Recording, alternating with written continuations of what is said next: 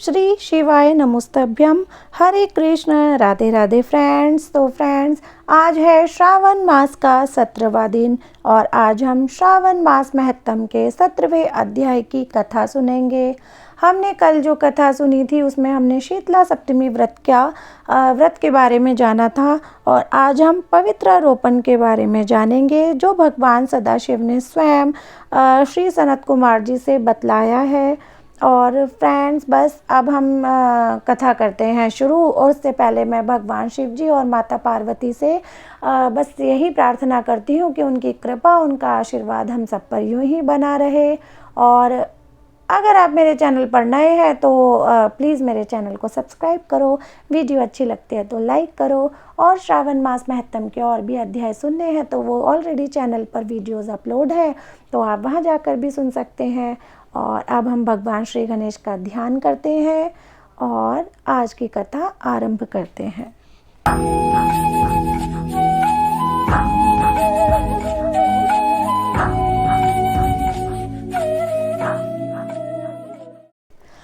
भगवान श्री सदाशिव ने श्री सनत कुमार जी से कहा, हे देवेश, अब मैं तुम्हें शुभ पवित्रारोपण के संबंध में बताता हूँ।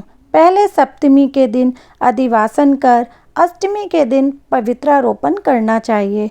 जो जीव पवित्रता बनवाता है उसके पुण्य का फल कहता हूँ। हे विप्र, वह एक महाव्रत दान तथा सब तीर्थाभिषेचन का फल प्राप्त कर लेता है, इसमें कोई संशय नहीं है, क्योंकि सर्वगता शिवा सब में निवास करती हैं। अतः ना तो आदि दुख, पीड़ा और व्याधि होती है, ना उसे शत्रु का भय होता है और ना ही उसे ग्रह पीड़ा सताती है। हे विप्र, नर तथा राजाओं के पुण्य की वृद्धि करने वाले इससे बढ़कर दूसरा कोई साधन नहीं है। हे सनत कुमार, मैं तुम्हारे प्रेम के कारण इस सौभाग्योत्पादक साधन का प्रकाशन कर रहा हूँ। हे वत्स, श्रावण महीने की शुक्ल पक्ष की सप्तमी के दिन अधिवासन करके सब अर्चन का सामान संचित करें। देवी के प्रति उत्तम युक्ति द्वारा गंध, पुष्प, फल आदि सब पूजन सामग्री लेकर अनेक तरह के नैवेद्य, वस्त्र, आभरण आदि एकत्रित करें। फिर पवित्र निर्माण करके पंचगव्य प्राशन करना चाहिए।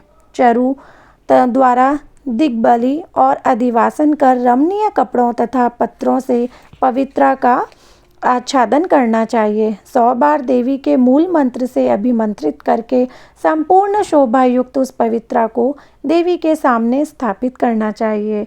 देवी के लिए सुंदर मंडप बनाकर रात को जागना चाहिए। उसके सामने नट, नर्तक, गायक आदि के कुशल विधि गुणों द्वारा नृत्य विद्या, विशारद, वाद्य, गीत इत्यादि का आयोजन करना चाहिए। अगले दिन प्रातःकाल स्नान करके दिशाओं में बलि देनी चाहिए। विधिवत देवी का अर्चन करने के बाद स्त्रियों तथा द्विजों को भोजन करवाना चाहिए और दक्षिणा देनी चाहिए। हे सनत कुमार, यथाशक्ति नियमों का पालन कर राजा को स्त्री, जुआ, शिकार और मांस का बड़ी दृढ़ता के साथ त्याग करना चाहिए।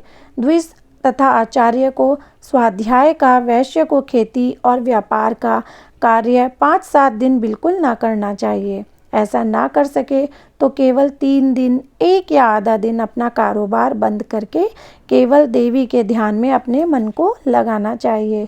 जो ज्ञानी सविधि पवित्रारोपण नहीं करता है, हे वत्स, उसको पूरे वर्ष भर अर्चन निष्फल जाता है। अतः मनुष्य को भक्ति द्वारा देवी परायण होकर प्रतिवर्ष शुभ पवित्रारोपण करना चाहिए। कर्क अथवा सिंह का सूर्य हो जाने पर श्रावण मास की शुक्ल पक्ष की अष्टमी के दिन देवी के लिए पवित्रारोपण करना चाहिए। इसे ना करने पर दोष होता है, क्योंकि यह नित्य क्रम है।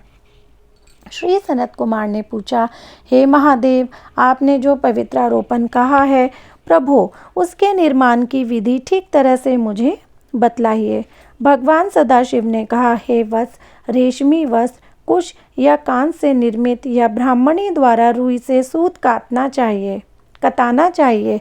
सूत्रों को त्रिगुण कर पुनः त्रिगुणित करने पर उनकी 360 संख्या होनी चाहिए। 360 सूतों को उत्तम, 270 को मध्यम और 180 सूतों को अधम कहा है।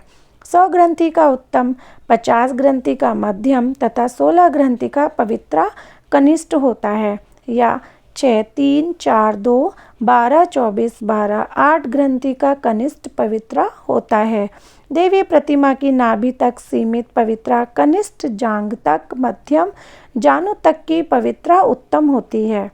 उस पवित्रा की सब गांठों को केसर से रंगना चाहिए तथा सर्वतोभद्र वेदी पर देवी का अर्चन करके देवी के सामने कलश या बांस पत्र पर पवित्रा रखनी चाहिए। 3 सूत्रों में ब्रह्मा, विष्णु और शंकर का आवाहन करना चाहिए। 9 सूतों में ओमकार, सोम, वहिम, नाग, चंद्र, रवि, ईश और विश्व देव का आवाहन पूर्वक स्थापन करना चाहिए। अब मैं ग्रंथियों में देवों के स्थापन की विधि कहूँगा, तनिक ध्यान पूर्वक सुनो। क्रिया: पौरुषी, वीरा, विजया, अपराजिता, मनोन्मणि, जया, भद्रा, मुक्ति और ईशा।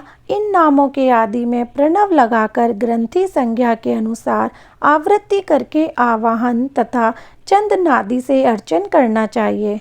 धूप देकर प्रणव द्वारा अभिमंत्रित कर देवी को पवित्रारोपण का विधान मैंने तुमसे कहा है। जिन दूसरे देवों को प्रतिपदा आदि तिथियों में पवित्रारोपण करना चाहिए, उन देवों को मैं तुमसे कहता हूँ: धनद, श्री, गौरी, गणेश, चंद्रमा, गुरुजन, भास्कर, चंडिका, अम्बा, वासुकी, ऋषि, चक्रपाणि, अनंत, शिव, ब्रह्मा और पितर। इन देवों का प्रतिपदा आदि तिथि में अर्चन करना चाहिए। यह पवित्रारोपण प्रधान देवों का है। उनके अंग देवों को 3 तार वाला समर्पण करना चाहिए।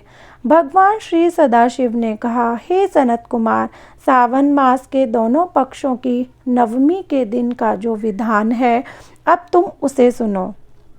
हे वत्स, नवमी के दिन यथाविधि कुमारी नाम वाली दुर्गा का अर्चन कर व्रत करके दूध तथा शहद मिला हुआ भोजन करना चाहिए, या दोनों पक्षों की नवमी को उपवास करके कुमारी नाम वाली चंडिका का निरंतर पूजन करना चाहिए। चांदी की प्रतिमा बनाकर उसमें भक्ति द्वारा दुर्गा पापनाशिनी का कनेर के फूल, गंध, अगर, चंदन, दशांग, धूप और लड्डू द्वारा पूजन करना चाहिए।